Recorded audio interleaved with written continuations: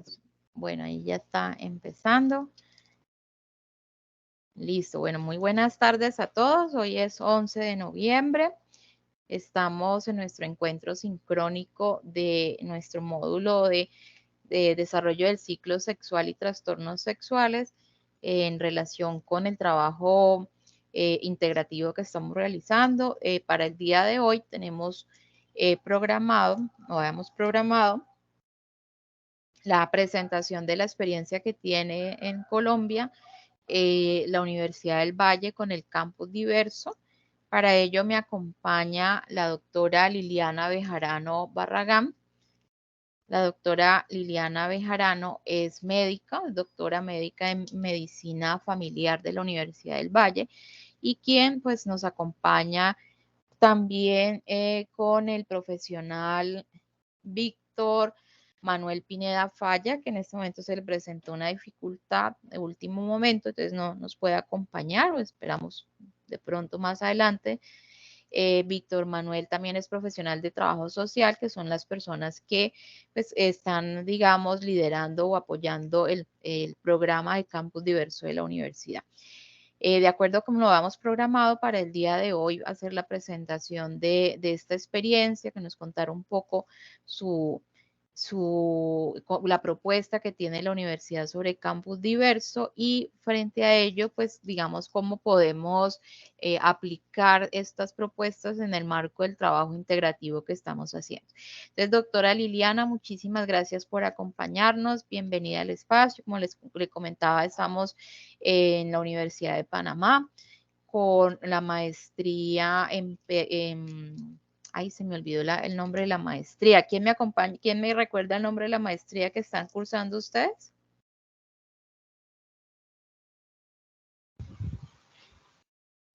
Educación en sexualidad, población de género y con enfoque de género. Educación en sexualidad, desarrollo humano con enfoque de género. Ok, muchísimas gracias. Bueno, entonces es la maestría que estamos viendo y en el marco del módulo de ciclo de vida sexual y trastornos sexuales, pues tenemos el agrado de presentar entonces la propuesta que tiene la universidad. Doctora Liliana, bienvenida. Entonces, aquí estamos viendo la presentación.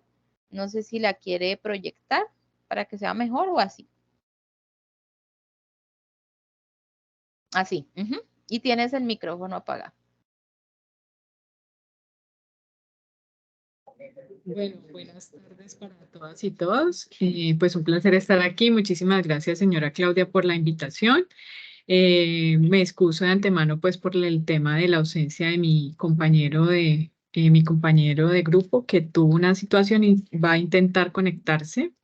Es el coordinador, pero de todas maneras yo les voy a acompañar en este espacio. Voy a hacer una presentación. Nosotros preparamos una presentación, digamos, con la intención de que ustedes conozcan nuestro programa desde la Universidad del Valle, pero de todas maneras pueden surgir algunas preguntas en función de la presentación. Entonces, de pronto, si hay alguna duda que podamos ir resolviendo en el mismo camino, por favor, se sienten libres de interrumpir la presentación porque estas plataformas a veces no le permiten a uno como verificar si se ha levantado la mano. Entonces, voy a dar inicio.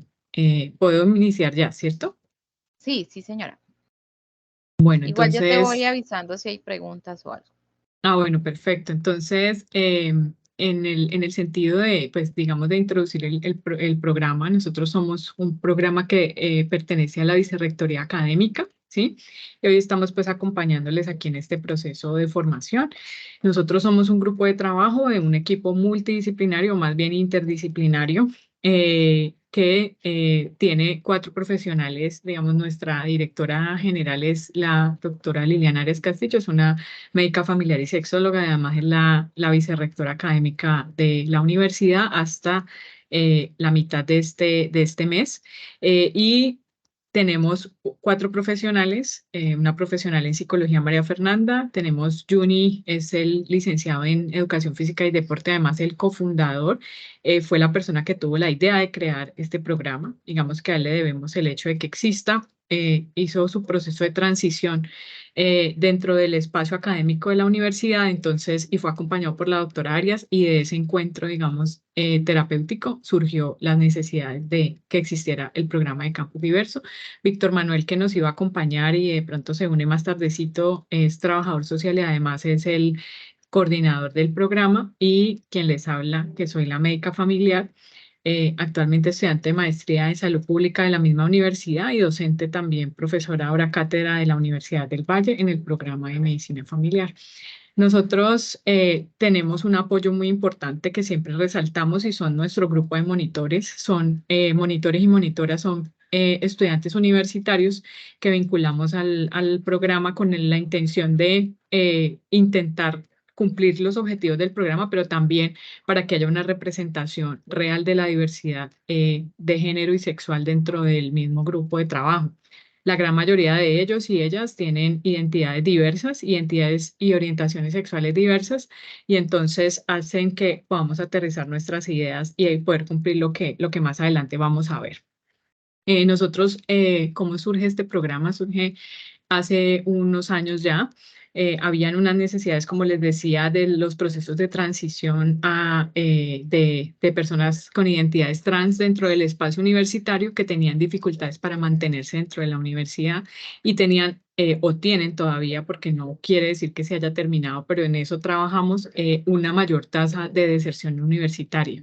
Entonces se empezó a preguntarse, bueno, ¿qué es lo que sucede en la universidad? Esta es una foto que muestra cómo las personas se entrevistaron en una intención de una cartografía social que se realizó en ese momento y se identificaron zonas de la universidad donde digamos, la posibilidad de tener libertades era un poco compleja para las personas con identidades y orientaciones sexuales diversas. Entonces, encontraron para ese momento que el área de ciencias e ingeniería era un lugar con tendencia a las violencias en función de y respeto hacia las personas con identidades y orientaciones diversas. También que el Centro Deportivo Universitario tenía lugares y espacios donde también era un poco complejo esa convivencia con las personas, y estaba el tema de estaba el tema de el servicio médico y psicológico, que, digamos, sorprendentemente un lugar donde uno espera tener una atención, ¿cierto?, diferencial, pues era un lugar donde definitivamente las personas no sentían ni que recibieran la atención diferencial y también sentían una prolongación de las violencias dentro de esos espacios. Entonces, partiendo de esa realidad, aparece el programa y también teniendo en cuenta que, como ustedes pueden ver aquí, si ustedes van a internet, van a encontrar una gran cantidad de estadísticas en función de lo que sucede con las personas. Entonces, nosotros mostramos esta estadística porque primero hay que hacer principios de realidad en función de las personas con identidades y orientaciones diversas, especialmente las personas trans, tienen unas situaciones muy complejas para las convivencias en la vida social en función de la intolerancia social, y esas intolerancias sociales, que pueden ser violencias sutiles, en un principio se convierten en procesos de violencias graves que llegan incluso hasta los asesinatos. Y aquí tenemos entonces una estadística de cómo hay un aumento en el tema de las violencias frente a los asesinatos a personas trans, aunque sabemos que hay un subregistro. De todas maneras nos gusta mostrar esto en función de mostrar también que hay una edad, digamos, de la expectativa de vida en diferentes países, dependiendo de su nivel de desarrollo, pues cambia, pero para las personas trans esta expectativa de vida no supera entre los 35 y los 40 años, y eso es una cosa muy compleja de trabajar, y este tipo, que son una gran cantidad de formas de violencia, pues también se pueden llegar a presentar en los espacios universitarios. Entonces, digamos que haciendo alusión a eso, pues existimos como programa en función de eso. Entonces, después de hacer esa cartografía, se pensaron, bueno, ¿y cuáles son los problemas que suceden en la universidad? Y entre las cosas que les decía, hay también dinámicas relacionales con profesores, compañeros, donde la transfobia, la homofobia y otras formas de violencia contra las personas diversas, pues aparecen, y hay que intentar intervenirlas porque pues nadie va a querer estudiar en un lugar donde se siente discriminado y respetado en su identidad o su orientación. Hay un tema complejo que era la limitación de entrar a los baños, porque si una persona en su expresión de género no manifiesta características típicas de lo que se conoce como ser hombre o ser mujer, pues tenía problemas, incluso habían intentos de agresiones dentro de los baños por sentir que la persona no debería pertenecer o estar en ese espacio o considerar que es una persona peligrosa por ingresar a los espacios de los baños. Este tema de la identificación en formatos y los pronombres todavía lo tenemos en la universidad, estamos tratando de trabajar por ello, pero hay unas cuestiones también estructurales que hacen que sea complejo el tema, pero esa es una necesidad que las personas también manifiestan y una cosa digamos, como transversal en función de las dinámicas familiares problemáticas en función de, pues, de sus situaciones de su identidad y su orientación. Voy a ponerme el cronómetro porque me da pena irme a pasar en el tiempo para poder agilizar. Bueno, entonces, la universidad como institución universitaria tiene una visión de ser reconocida como una universidad incluyente con alto estándar. ¿Perdón?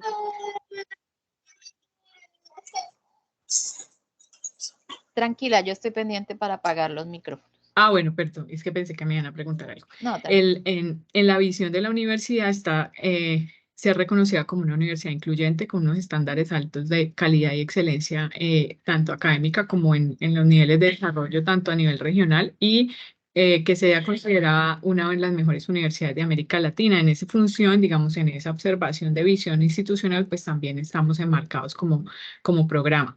Entonces, yo voy no sé si ustedes de pronto, y pues aquí es una pregunta amplia, si ya dentro del espacio seguramente han tocado el tema de los conceptos, ¿cierto? De lo que implica el sexo asignado al nacer, la identidad, la orientación y la expresión de género. Son 4 conceptos que nosotros manejamos inicialmente. Pues quisiera saber si ya seguramente ya los han revisado para saber qué tanto pues hablar de este tema o si lo podemos pasar incluso un poco, digamos, más rápidamente según lo que ustedes me comenten. Buenas tardes, profe. Bueno, sí, efectivamente, durante el transcurso de esta maestría ya hemos abordado todos los temas de identidad, de orientación, de sexo biológico, de expresión de género.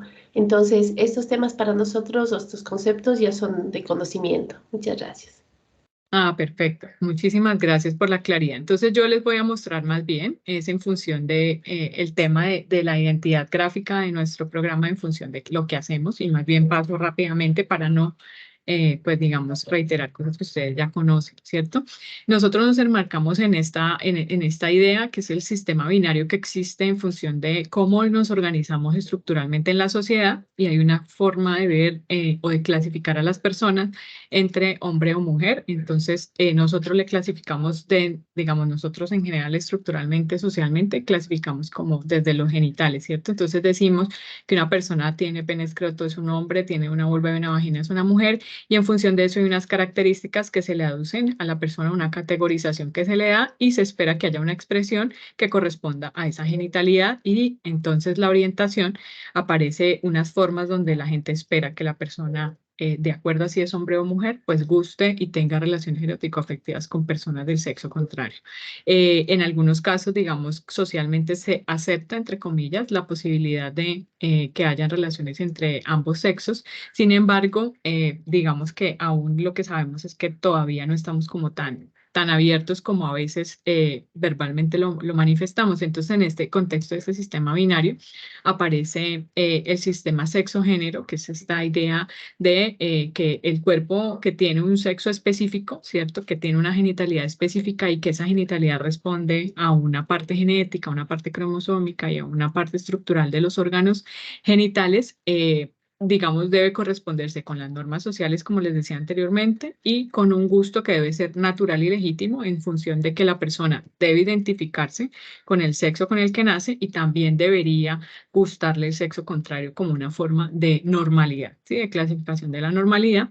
Y entonces todo lo que aparezca por fuera de esto, entonces las identidades de género y las orientaciones sexuales diversas se consideran cualquiera de estas características que tenemos aquí en función de que no es lo natural. Entonces esto ya socialmente establece una categoría de algo extraño, raro y digamos de entrada sería algo que tendría que ser llevado a un lugar, digamos, menos visible, porque puede ser incluso evaluado o percibido socialmente como algo vergonzoso, ¿sí?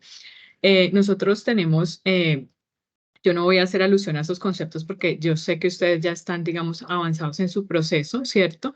El concepto más bien es mostrarles, nosotros hacemos un proceso de educación frente a los profesores, estudiantes, las personas que nos inviten a clases, como este espacio, por ejemplo, otros espacios donde nos invitan en las clases de diferentes programas de la universidad a hablar y a tener espacios de taller, digamos, un poco interactivos. Intentamos que sean interactivos en función de saber estos conceptos. Entonces manejamos estos 4 conceptos, ¿cierto? El sexo asignado al nacer. Y aquí un poco lo único que voy a recalcar es que además de la persona femenina y masculina en función de su aparato genital, es importante recalcar el tema de las diferencias del desarrollo sexual o la intersexualidad en función de la existencia de estas personas, ¿sí? Porque, digamos, antes se llamaba hermafroditismo, hay otras formas de llamarle, la literatura médica dice trastornos del desarrollo sexual. Sin embargo, nosotros en función de ser un poco respetuosos de las visiones de las personas que se viven una vida desde la intersexualidad, intentamos decirles diferencias y no trastornos para evitar la patologización. Eso, digamos, que si hay alguna pregunta posteriormente lo podemos ampliar porque habrán personas que si son médicos me dirán, no, pero es que podría tener un trastorno la persona y digamos, eso es cierto en función de lo biológico, pero en cuestiones relacionales no. La identidad de género, ¿cierto? La persona tiene una vivencia interna, de cómo percibe, cómo es su relación con su cuerpo, con su mundo y en general una relación tanto cerebral como con lo que las habilidades, los gustos, los deseos, todo lo que posee y en esto también integra el genital, sin embargo no exclusivamente el genital tendría que ser aceptado o rechazado por la persona para considerarse en una de las identidades que existen. Y eso, digamos, es una de las cosas que es un poco sorprendente en función de lo que hemos encontrado en el programa. La expresión de género, todas las manifestaciones, digamos, culturalmente que se aceptan con categorías como masculinas o femeninas, desde la forma como me visto, si me maquillo o no, cómo me peino, cómo me expreso, y la orientación sexual, con quién tengo relaciones erótico-afectivas, y esta, digamos, es una muy corta lista de todas las opciones de orientaciones que existen, pero nos gusta intentar como, digamos, como colocar, que son un poco tal vez las más comunes, por lo menos en función de las personas que acompañamos, tienden a ser las orientaciones más comunes. Entonces, como les decía, si hay posteriormente alguna pregunta, pues la podemos avanzar para no quedar. Esto es un- Espérate que se te está congelando la señal, doctora Liliana. Espera un momentico. Hola. Hola, ¿me escuchan? Sí se te fue la señal un rato. Estás congelada con la imagen. De pronto se apagas ¿Ahí la ya me cámara. escuchan? Sí, ya. Ahí ya. Ok, Sí. sí, debe ser el internet. Es que he tenido dificultades con el internet. Bueno, Si ahí me quieres, escuchan bien. sí, quedamos, apenas estabas pasando la diapositiva, ahí quedamos. Ok, listo. Entonces, les decía que esta es una forma de diagramar, digamos, la percepción que tenemos dentro del programa de lo que significa, o lo que implica tener una identidad sexual, una identidad de género, perdón, una orientación sexual diversa, en función de que hay una cantidad de, digamos, de identidades y también una cantidad de orientaciones y hay diferentes expresiones y todo esto converge en la sexualidad humana y que por tanto lo que queremos representar es que cualquier persona en cualquier momento de su vida podría estar en cualquiera de las áreas, ¿sí? E identificarse, orientarse, tener una expresión de género que sea diversa, sin que esto debería condicionar su situación, digamos, de percepción o su situación de aceptación social. También para invitar a las personas en general, aquellas personas que no... Ay, qué pena con ustedes, ¿están escuchando algún ruido? Es que aquí hay unos perritos que están haciendo un ruido. Sí, se escucha, pero no, o sea, es muy lejano. Ah, ok. Entonces, un poco para invitar a las personas que cuando conversamos con ellas a que se pregunten si se han preguntado sobre su identidad y su orientación, si eso ha sido un tema que ha sido parte de sus preguntas existenciales en función de que las personas, como nos asignan varias cosas, pues la gente tiende, digamos, a conformarse con esa asignación. Sin embargo, aunque la pregunta podría ser para algunas personas incómoda, es necesaria en función de mejorar la introspección y la propuesta que uno tenga o la percepción que uno tenga de las personas con identidades y orientaciones diversas, especialmente cuando estas generan tanta molestia a quienes tenemos identidades cisgénero y orientaciones sexuales heterosexuales, que es, digamos, lo que se ha establecido como un patrón normal dentro de la sociedad. Entonces, esa más o menos es la intención. Nosotros dentro del espacio universitario, ¿qué hacemos? Entonces, lo que intentamos desde este programa es aportar a los objetivos del desarrollo sostenible en varias de estas premisas, ¿cierto? Pero para esto trabajamos con otros programas, porque este no es el único programa que tiene la universidad, pero sí es el único que trabaja con las poblaciones en diversidad directamente. Obviamente hay interseccionalidades y seguramente pues ustedes lo sabrán porque en todas las universidades sucede también. Aquí en la universidad hacemos nosotros unas acciones que se llaman acciones afirmativas en función de intentar reconciliar las visiones sobre las identidades y orientaciones para que los campus universitarios que tiene la Universidad del Valle sean lugares libres de violencias en función de lo que pues hacemos en la universidad. Entonces, tenemos varias cosas que hacemos. Hay unas intervenciones que son individuales, ¿cierto? Nosotros queremos ver que este programa tiene una estrategia que se llama atención primaria en salud, es decir, no solo en los hospitales se puede hacer, sino en cualquier lugar donde la posibilidad de impactar la salud esté. Y esta consideramos que es un programa que puede hacerlo también. Entonces, en algunas acciones, hay acciones que son individuales, que son desde la atención, porque hay atención individual por psicología, por trabajo social, por educación física, por medicina familiar, en algunos casos muy puntuales que son digamos, de una priorización muy importante, se hace atención por sexología con la vicerrectora académica. Las intervenciones grupales, pues que tiene que ver con toda la educación a los docentes, y las intervenciones indirectas o de extensión a la comunidad, que ya les voy a explicar un poco adelante lo que pasa. Nosotros, ¿cómo hacemos esto? Pues le decimos a los estudiantes y a las personas de la universidad, solamente deben escribir a un correo y nos cuentan qué necesitan, ¿sí? Ya sea porque sea nosotros los que vamos a responder a esa necesidad diferencial o porque le vamos a contactar con algún otro programa en caso de que no sea el caso de que necesiten la atención por nosotros como programa, ¿sí? Entonces esa es como una de las estrategias. En estas estrategias individuales, como yo les decía, pues hay una gama pues como de atenciones desde lo profesional. Y tenemos el tema de las acciones grupales, como les comentaba. Entonces, dentro de estas acciones grupales hay varias cosas que me parecen importantes resaltar. Acá las nombramos, digamos, de forma general, pero vamos a pasar a ver algunas fotos en función de las acciones grupales. Por ejemplo, tenemos los baños neutros, ¿sí? Entonces, los baños neutros son unas estrategias de cómo hacemos para que los baños o sea, la señalética del baño no sea netamente binaria, ¿sí? Entonces hemos creado una señalética que tiene un inodoro, básicamente es nuestra señalética del baño, y es el baño para todas las personas. Entonces hay un letrero que dice, aquí puede ingresar cualquier persona independiente de su identidad u orientación sexual, para que pueda haber una apertura, ¿sí? Los ubicamos inicialmente en la sede más grande de la universidad,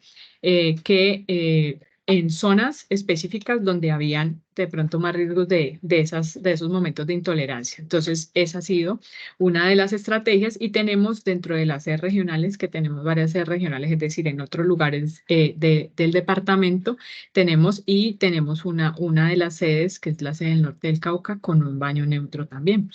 Es una estrategia que está en marcha, es decir, todavía no está terminada. La Feria de la Diversidad, un espacio donde cada año, en junio, donde se celebra el Día de la Diversidad, nosotros en la universidad escogemos un día también en el mismo mes para celebrar la presencia de las personas con identidades y orientaciones diversas en función de lo que significa habitaron la universidad, que, digamos, ocupar los espacios no es solo ocuparlos, sino también que la gente perciba que están ocupados por las personas diversas y empezar a normalizar la presencia a través de actos culturales que puedan permitir que eso en realidad se considere normalizado. Hay una estrategia grupal que se llama Grupo de Cultura Ballroom.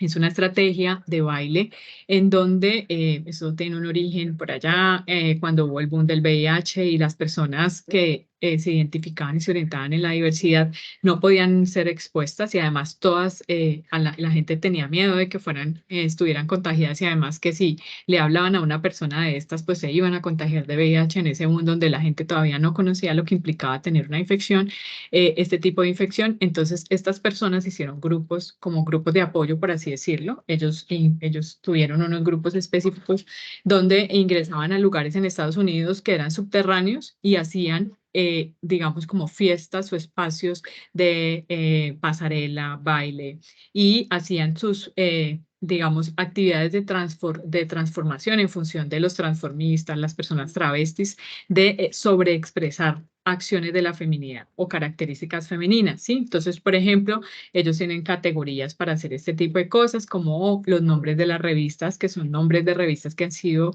hegemónicamente establecidas para mujeres con patrones, mujeres cisgénero, que han tenido patrones muy específicos, como mujeres delgadas, blancas, rubias, de ojos claros, que tienen unos perfiles perfectos en función de lo que la moda dice que debería ser.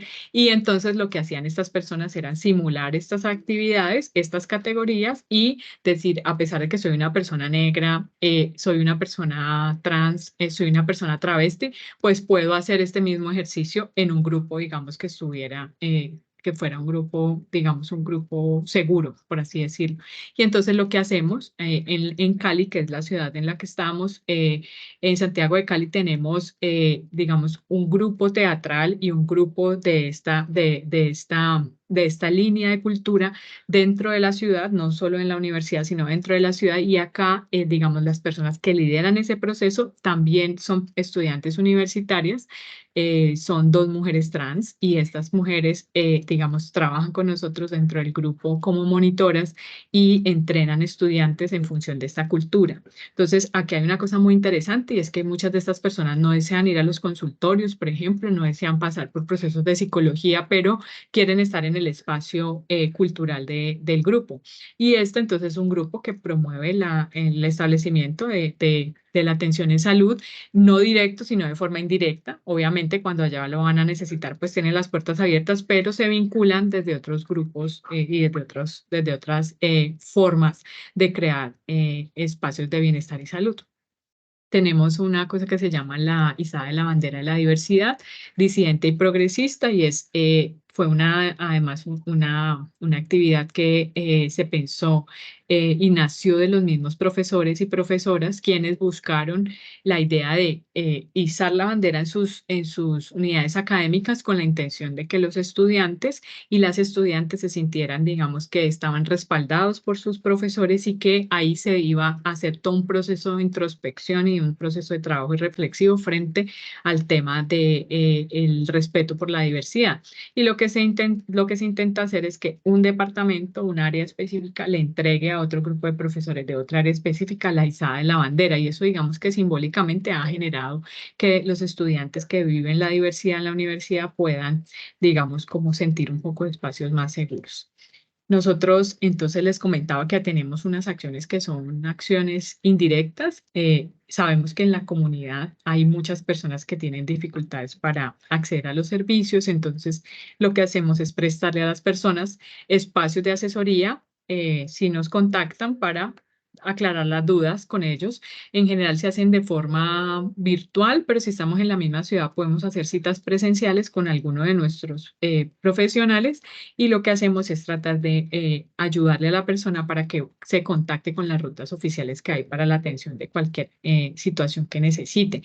Dentro de estas acciones de extensión a la comunidad tenemos también, Juni, como es nuestro licenciado en Educación Física y Deporte, hay algunas acciones que hacen los grupos de base comunitaria convocatoria de entrada de la universidad y ellas se organizan, ellos se organizan. Este es un grupo de mujeres trans de el oriente de esta ciudad, que es una zona que es vulnerable socioeconómicamente y tiene algunas dificultades, pero ellas tienen allá un grupo de comunitario están asociadas mujeres trans, que la gran mayoría son trabajadoras sexuales, y lo que hacen es vincular, digamos, invitan al programa para que participemos con ellas y con ellos en algunas actividades, pues que ellos consideran y ellas que son necesarias. Entonces nosotros hacemos esto a través de esta opción que se llama Extensión a la Comunidad. Hay una cosa que igual aprovecho para invitarles en el Instagram.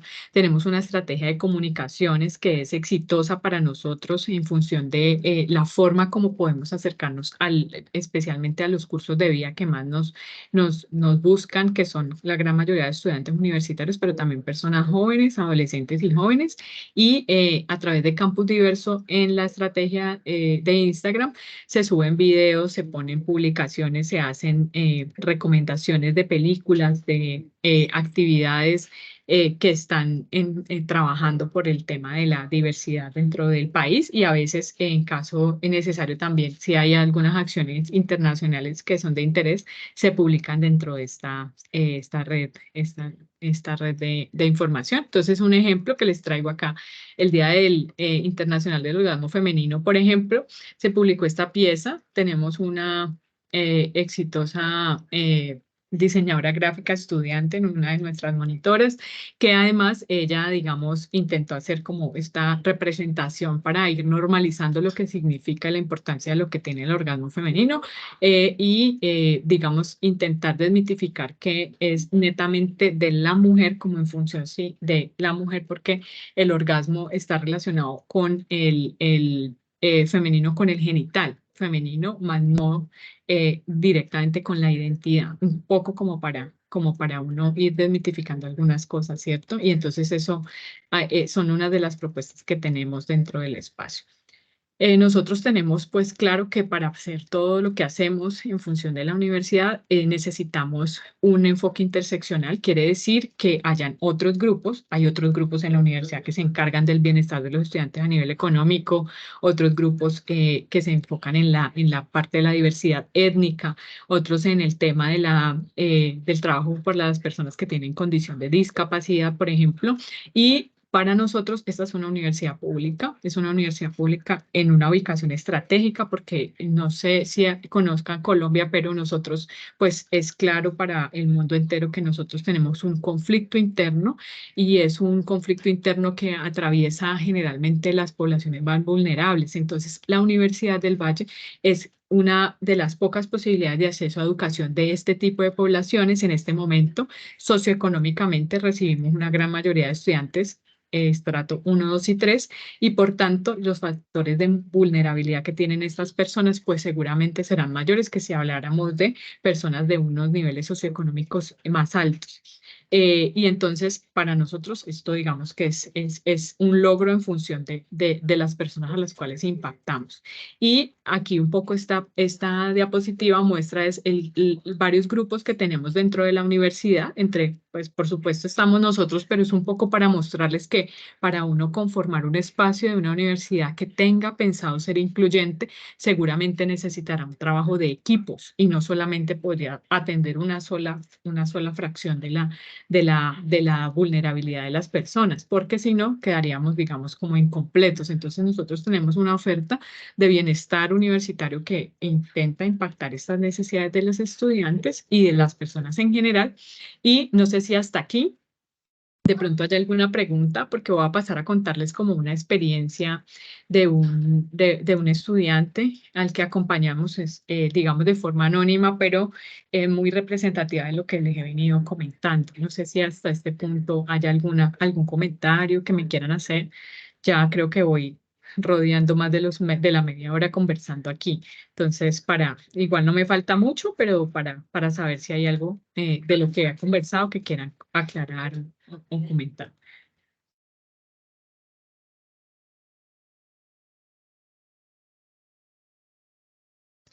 Digamos que podemos hacer preguntas desde lo teórico también.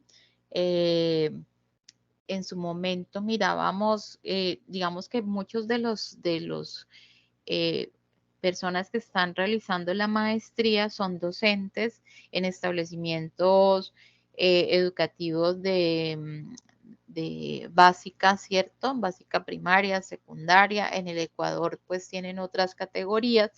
El caso es manejan más adolescentes. Y, por ejemplo, se hablaba de el tema de, hace 8 días discutíamos un poco el tema relacionado con un tipo de trastorno que es el voyerismo, ¿cierto? Y que si en jóvenes de 12, 13 años, cuando digamos se reúnen y van al baño a mirar las niñas, se puede hablar de algún tipo de trastorno, ¿cierto? O está dentro de su desarrollo, de evolución de su ciclo de vida o dentro de su desarrollo adolescente como una transgresión, digamos, a la norma y se hacen establecimientos educativos. Entonces, se hablaba un poco de eso en el sentido de la edad, ¿no? Es decir, en qué momento, ¿cierto? Uno puede decir a qué edad puede decir que la persona tiene una diversidad, ¿cierto? En este sentido, una diversidad sexual o se trata de un trastorno. Ya, bueno, de entrada lo que ha sucedido es una transformación de la percepción social frente a la diversidad, ¿sí? Desde antes, desde el boom, por ejemplo, del VIH fue un espacio en los 80s donde la gente entró como en una crisis social en función de que empezaron a percibir la infección específicamente en personas que tenían orientación homosexual. Entonces, para ese momento, las diversidades eran catalogadas como algo anormal. Son visiones que están atravesadas por las culturas, pero también por la parte religiosa de manera muy importante. Y entonces, socialmente hay unos contratos, ¿sí? Unos contratos morales que se hacen en función de pues, muchas cosas. Para ese tiempo la gente decía eso es anormal, ¿sí? Y entonces, inclusive, hay el término de las clasificaciones que seguro ustedes ya lo han visto, ¿cierto? Como la clasificación internacional de enfermedades y como el DSM, que es la clasificación de las enfermedades en salud mental, establecía que la homosexualidad, por ejemplo, era una enfermedad. Tenía un código y estaba establecido así. Los psiquiatras, que son quienes son los encargados de la actualización del DSM, ellos consideraban la diversidad en general, pero especialmente para ese momento se hablaba más que todo de la homosexualidad y, digamos, entraba en todos este tipo de diagnósticos, ¿sí? De todo lo que tenía que ver con la sexualidad, casi que todo tenía un código y la homosexualidad estaba allí. Lo que empieza a aparecer es un cambio social en donde la gente empieza a evidenciar que hay diferentes formas de tener relaciones erótico-afectivas y diferentes formas de relacionarse con el propio cuerpo y de identificarse o no con ese cuerpo con el que uno nace. Y entonces empieza a haber como toda una necesidad de replantear eso. Se ha replanteado tanto que la homosexualidad no aparece ahora como un diagnóstico, aún aparece por ahí un diagnóstico que dice orientación sexual egodistónica, dice, eso en función de la persona que no acepta su orientación y eso le genera dificultades. Eso en función en general o sea, hay una transformación. Hay algunos, creo que para el CIE-10 todavía figura trastorno de la identidad de género. Y para el DSM lo que figura es disforia de género. Hay un acuerdo social por decir que además el tema es que se va como transformando también el tema de la atención. Entonces se dice que hay una disforia es en función de que hay un malestar interno que generan las personas que no se identifican con el cuerpo o el genital y por tanto aducen ese diagnóstico. Ahora, administrativamente esos diagnósticos se necesitan, por ejemplo, quienes vemos pacientes sabemos que los necesitamos en función del acceso a servicios de salud. Si no pasa por el diagnóstico, no podemos acceder a los servicios de salud. Entonces, digamos que eso es una cuestión que todavía es patologizante y genera una atención, eso como una parte del diagnóstico. Ahora, el tema de la edad de los niños en función, niños, niñas y adolescentes en función de considerar normal o anormal, Napoleón está levantando la mano, de pronto sí, antes de seguir, de pronto sí le puedo ir aclarando alguna duda que tenga. Napoleón. Sí, buenas tardes. Buenas tardes. Hola, te Señora escuchamos. Liliana, muchas gracias a usted por brindarnos esta información acerca de estas políticas institucionales que están manejando la universidad Y con respecto a esa organización de este programa de inclusión, tengo un par de preguntas que tienen que ver con el cuerpo docente en sí.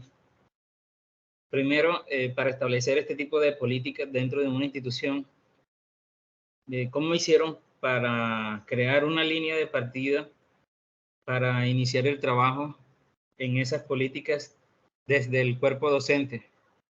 Y en esa misma perspectiva, ¿cómo se establecieron las bases de conocimiento sobre las temáticas que incluyen, valga la redundancia, la inclusión, teniendo en cuenta la diversidad de perspectivas que existen sobre la temática de la inclusión y los ambientes de aprendizaje? Sobre todo participaciones personales y digámosle, esas posiciones personales que se generan en todos los ambientes, sobre todo en los ambientes de aprendizaje. Bueno, para no perderme, voy a contestar esta pregunta que hace Napoleón y ya retorno con lo de la edad de los niños y niñas adolescentes, que igual esa es como otra característica. Sí, para El que no se tema, nos vaya a perder.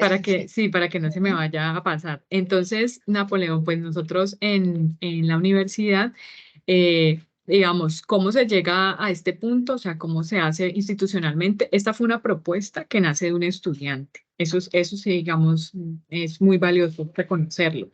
La persona es nuestro profesional de educación física y deporte que ahora está estudiando medicina él por autorización, digamos, con su autorización. Hablamos de su identidad de género porque, digamos, es importante saber de dónde viene esa idea.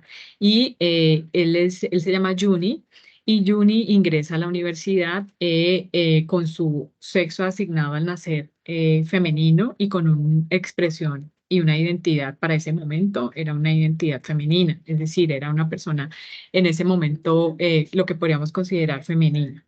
Resulta que entrando a la universidad, él ya tenía unos procesos internos en función de no reconocer esa asignación, ese género y en su identidad como hombre trans, inicia todo un proceso para hacer su proceso de transición. La idea surge de él y encuentra apoyo en su médica familiar, que para ese momento era la doctora Liliana Arias, y encuentra apoyo en el proceso de transición. Ella es sexóloga, entonces acompañó su proceso de transición y ellos dos empezaron a trabajar a partir de ese caso, de reconocer que como estudiante universitario tenía unas necesidades que la universidad no entendía, y entonces empiezan a trabajar en el proceso de iniciarlo. Ahora, eso es una parte de cómo inicia. Ahora, ¿cómo se trasciende eso a los profesores?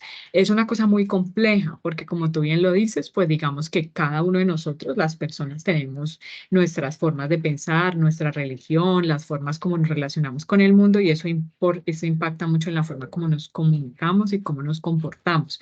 Resulta entonces que lo que se empezó a hacer fueron trabajos muy pequeños, es decir, acciones muy pequeñas como un proceso de investigación pequeño para saber cómo se sentían el resto de personas con identidades y orientaciones diversas en la universidad y así sucesivamente se fueron viendo algunas cosas en función de ir documentándolo. ¿Sí?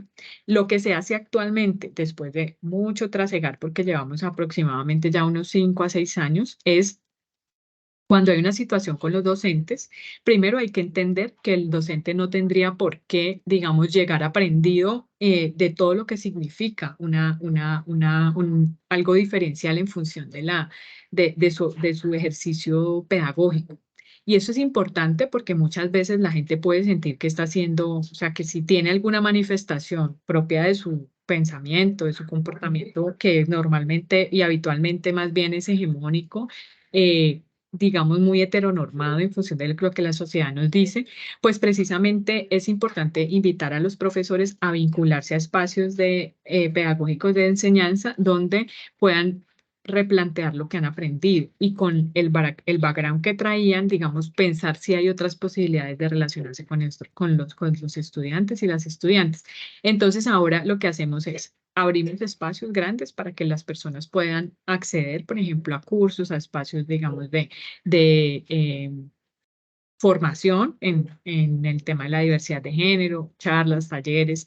Esto es todo voluntario. excepto por una cosa, cuando ingresa el profesor a la universidad, así como cuando ingresan los y las estudiantes, lo que hacemos es un espacio donde hay una inducción y en esa inducción está presente el programa, así como otros programas, manifestando las necesidades que hay, lo que sabemos que hay en la universidad, pero también invitándoles a que si tienen necesidades nos puedan buscar. Lo mismo con los profesores. Cuando ingresan los profesores, ya sean profesores hora cátedra o profesores con nombramiento, deben pasar por un periodo, digamos, como de introducción a la universidad, y en esa introducción es obligatorio el espacio de estar escuchando, digamos, intervenciones, pues pueden ser similares a estas en función de lo que hacemos en campus. ¿Y por qué es importante eso? Sí, porque el profesor podría creer que si tiene una situación con un estudiante pueda creer que no tiene elementos, no, puede que no los tenga, y lo importante es que el profesor busque ayuda. Entonces existen los programas para que el profesor o la profesora pueda buscar ayuda. ¿Sí? Entonces eso es lo que hacemos. Resistencias hay todas las que te puedas imaginar, tanto individuales como grupales, tanto en acciones, por ejemplo, habrán grupos de profesores que son más herméticos frente a los temas, se irritan mucho con la presencia del programa, pero digamos que eso es una cosa que puede pasar en cualquier momento, es decir, eso no es que sea algo terrible. Nosotros cuando vemos que hay una situación que reincide, por ejemplo, en un espacio académico,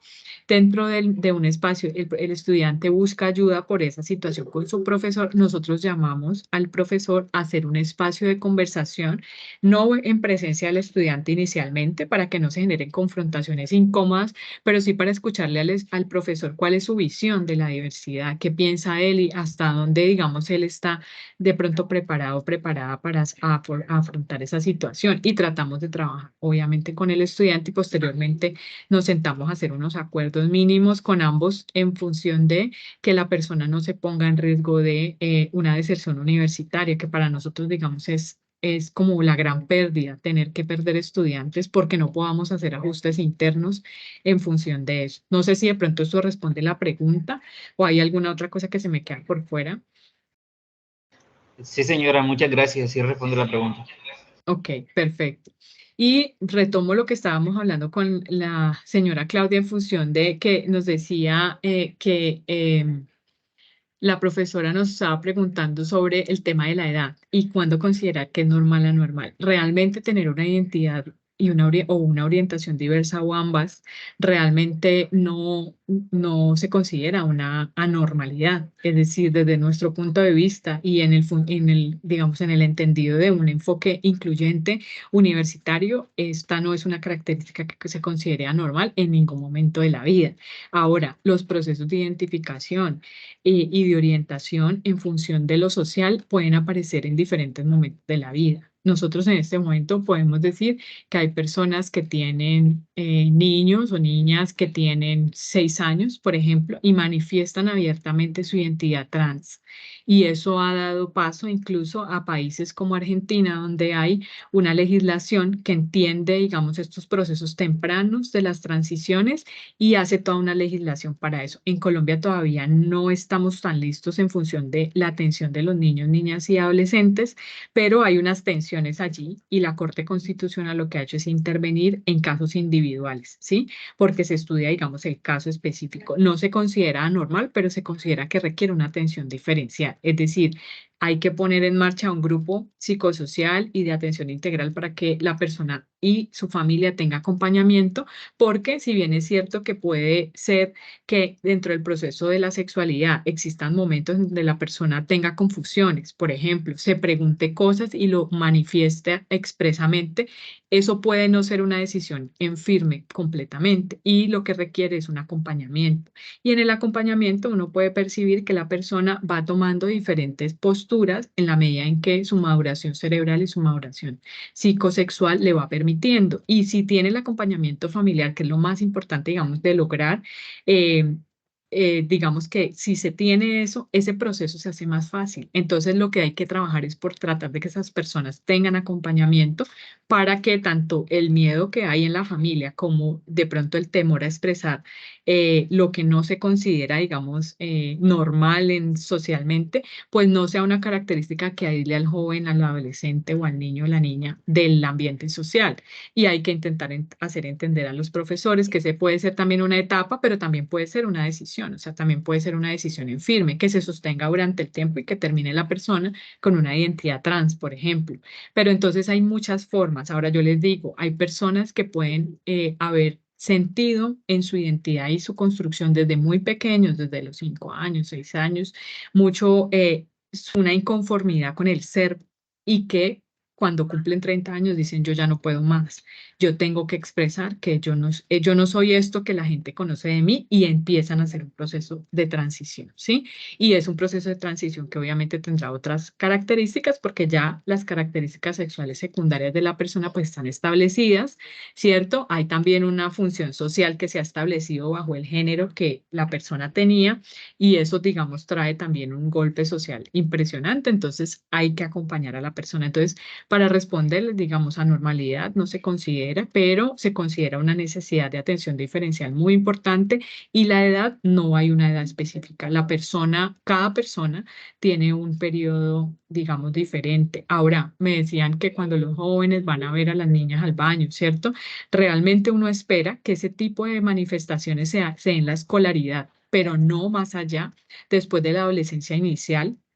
Uno no espera que después de los 13 años hayan grupos de jóvenes haciendo ejercicio de esas acciones en función de que son acciones que se hacen psicosexualmente mucho más tempranamente, específicamente alrededor de la escolaridad, ¿cierto? Y incluso en la preescolaridad y la escolaridad, los niños, niñas y los niños y niñas en este caso, lo que hacen es empezar a comparar el cuerpo propio con el de los otros, ¿cierto? Eso es una cosa que es una acción muy temprana. Entonces uno espera que cuando el niño vaya a cumplir 10 años, más o menos esta etapa, eso ya se esté superando.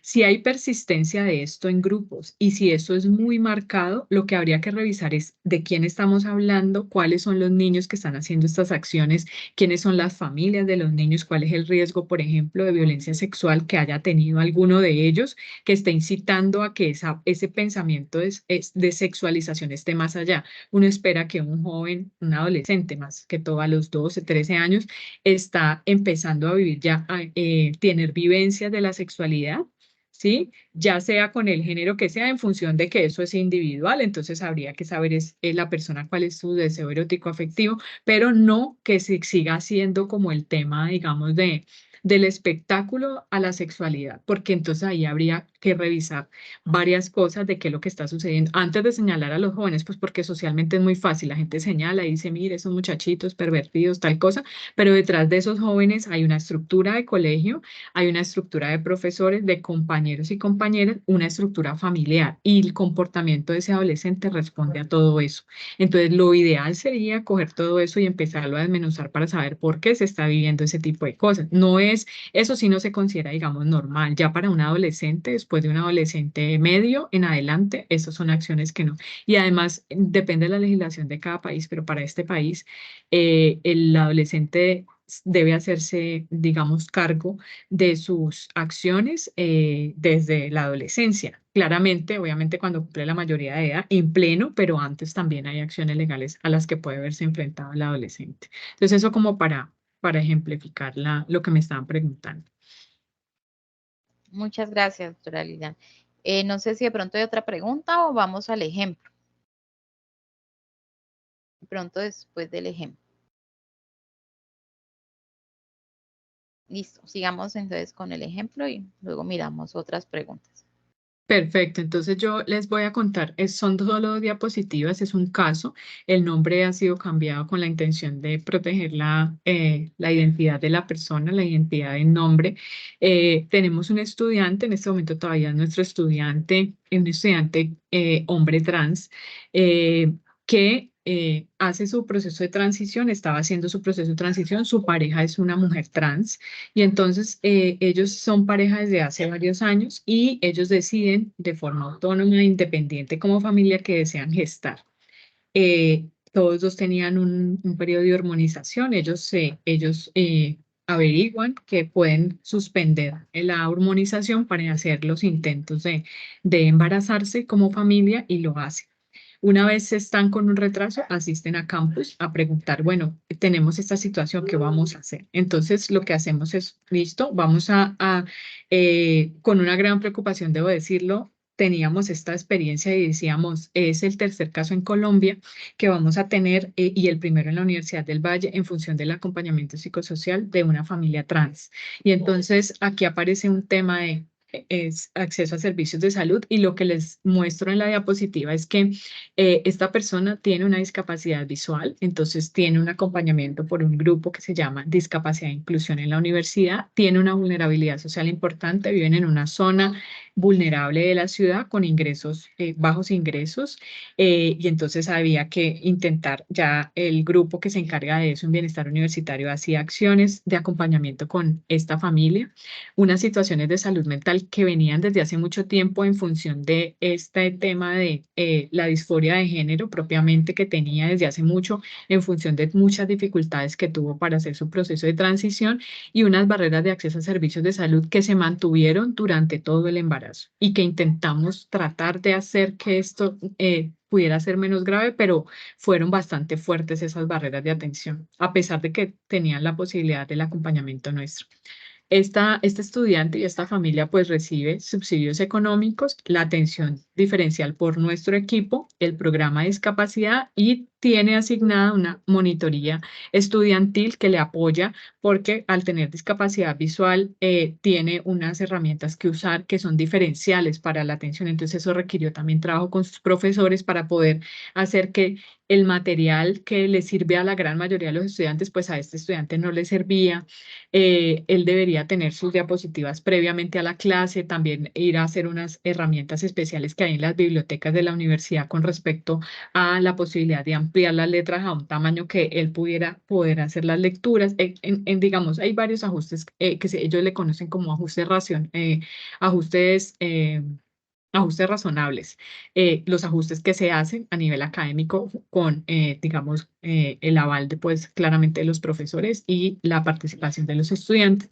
Y se llevó a cabo, digamos, el acompañamiento de la gestación de esta pareja trans, con decirles, pues, que el tema es tan complejo que a pesar de que en este caso era yo quien hacía el acompañamiento, asistía con ellos a las citas médicas, era yo la que me acercaba a la oficina de atención donde uno pasa los documentos para ingresar, porque el disconfort de la persona que recibía los documentos, que no era una persona de salud propiamente, sino una funcionaria administrativa, era tal el descontento que la señora perdía las órdenes, que la señora estaba en total, entonces decía, por favor, aquí se le va a atender, pero que se salga y que entre solamente en el momento de la atención. O sea, había una cantidad de cosas y a pesar de que intentábamos que eso fuera menor, la situación de la carga social era bien compleja, ¿sí?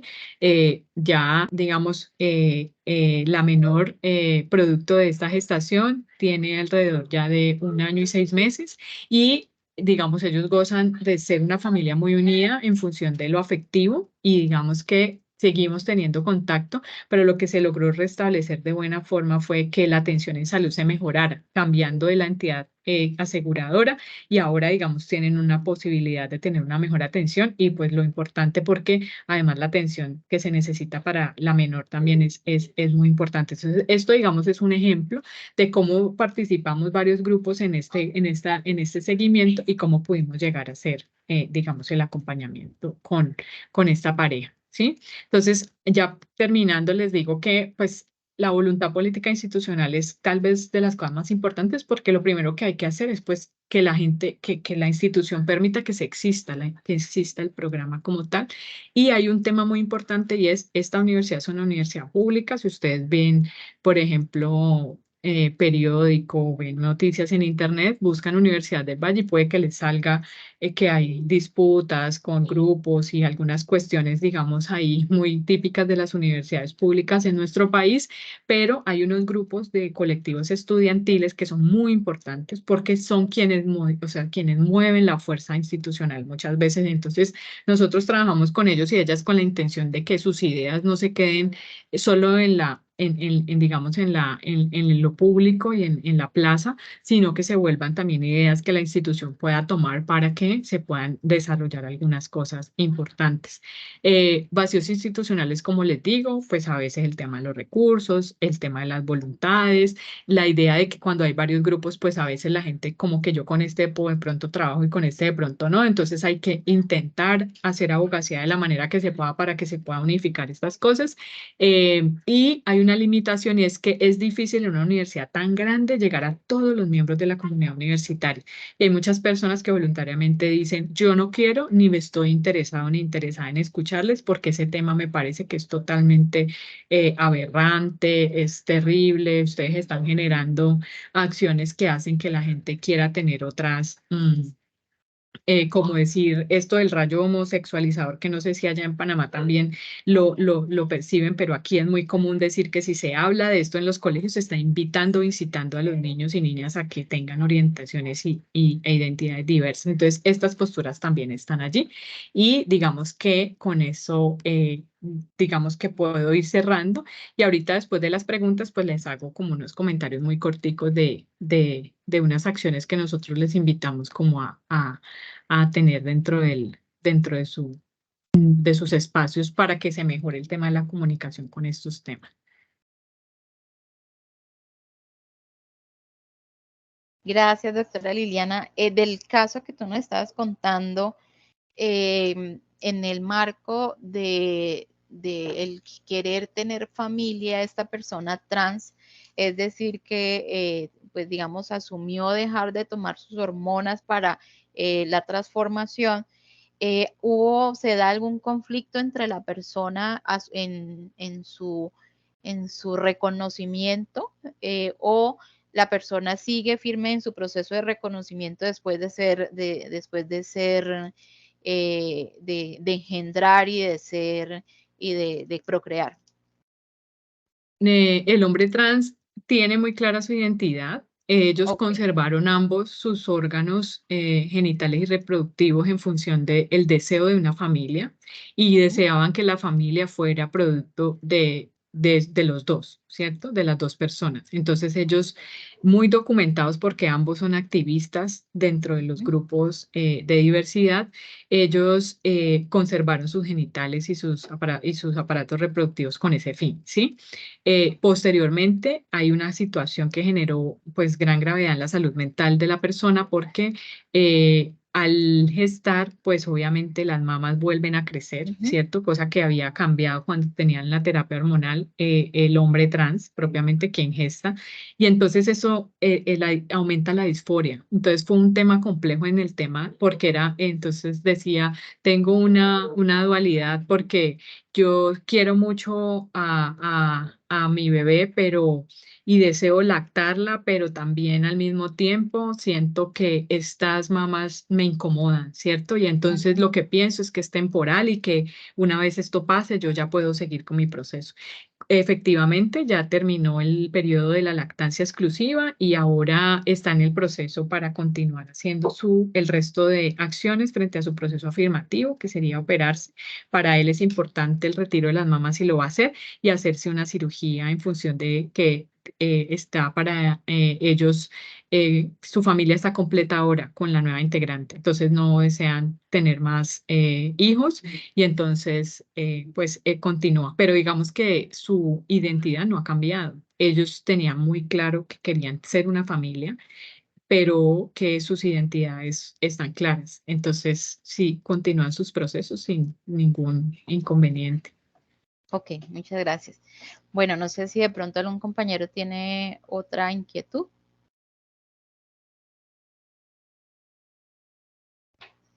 Teníamos una inquietud. Sí, Napoleón levantó la mano. Napoleón Julio. y Julio. Napoleón primero y luego Julio. Julio. O Napoleón, no sé. Julio, Humberto. Ok, bueno, muchas gracias. Tengo una pregunta, ya no sé si ustedes tienen estadísticas ya a nivel Colombia de casos de transición de personas que hayan hecho proceso de transicionar hacia el género ideal, pero que luego se hayan arrepentido y hayan hecho el proceso nuevamente al revés, que ya son aspectos que a nivel internacional sí se empiezan a escuchar. No, que yo conozca, no. O sea, estadísticas puntuales, no.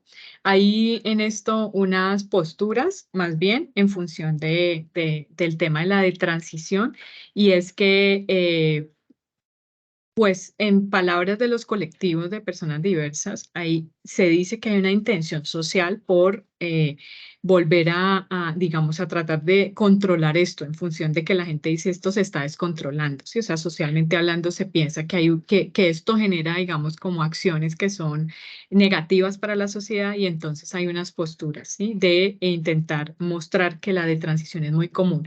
Yo no tengo estadísticas, digamos, presentes ahora en Colombia en general, porque aquí lo que se ha intentado, inclusive ha sido muy difícil, es incluso hacer caracterización de la población trans y de la población diversa en general. Apenas hasta 2019, entre 2019 y 2020, el Departamento de Estadísticas del país fue la primera vez que preguntó sobre el tema de las identidades y las orientaciones. Entonces, digamos, vamos muy tarde en estadísticas y hay países como Estados Unidos y otros países donde sí se tienen, digamos, otras estadísticas en función de eso. Sin embargo, lo que uno observa es que el nivel de las de transiciones son pocas en función del número de los procesos afirmativos que se hacen, ¿sí? Lo que sí hay acá y es algunas personas que cuestionan el accionar en función de la forma como reciben atención las personas no informadas frente a los procesos que puedan generar que las personas puedan tomar decisiones bajo poca información, ¿sí? Como decirles que hay gente que cree que el proceso de transición es así nomás, y ser tomar unas pastas, unas hormonas y que ya todo va a ser color de rosa y que todo va a aparecer como si fuera una cuestión totalmente rápida y en 3 meses la persona tiene otro género, ¿cierto? Entonces, lo importante en los procesos de acompañamiento cuando se presta servicios de salud a las personas con con identidad trans específicamente, que es digamos como lo más complejo en función de la de transición, se debería tener mucha responsabilidad de los profesionales que lo hacen, porque no es tener una oficina para que la persona vaya y se le entregue unas hormonas, sino que el proceso de acompañamiento va mucho más allá, ¿sí? Hay un cuestionamiento también de el tema de la niñez trans y de las adolescencias trans, porque hay un temor de que la persona al hacer su transición muy tempranamente vaya a tener el riesgo de arrepentirse, ¿cierto? Y miren que esto es bien paradójico porque, claro, eso es lo que uno piensa de entrada, pero uno tiene a veces personas que acompañan que se percibe digamos, en todo, tanto el discurso como el comportamiento, que hay una identidad mucho más clara, ¿cierto? Versus otras personas que están todavía en una búsqueda de su identidad y su orientación que no se podría decir que lo tienen tan claro. Yo pienso, esto es muy personal, obviamente puede ser muy subjetivo, que lo que cambia la forma como puede hacerse estos procesos y evitar que hayan de pronto en algún momento muchas de transición es precisamente acompañar de un equipo interdisciplinario que permita un acompañamiento permanente y muy responsable a este tema, que esté formada la persona y las personas del equipo para esto y que se intervengan las familias, porque no es suficiente cuando se interviene solo el individuo. Pero como te digo, que yo conozca en este momento, no. Y los comentarios digamos, que se tienen frente a las de transiciones están en relación a muchas posturas, ¿cierto? Hay grupos, es muy similar a lo que sucede con el aborto o con la interrupción voluntaria del embarazo. Hay un grupo de personas que abogan por unos derechos sexuales y reproductivos en la mujer y que son pro interrupción voluntaria del embarazo. En Colombia tenemos una legislación que incluso es una legislación en función del resto de países latinoamericanos, una legislación que aprueba la interrupción voluntaria del embarazo, inclusive hasta la semana 24 de la gestación, ¿sí? Y es algo, digamos, reciente. Por supuesto, también somos un país muy religioso, atravesado por muchas dinámicas, donde hay grupos que se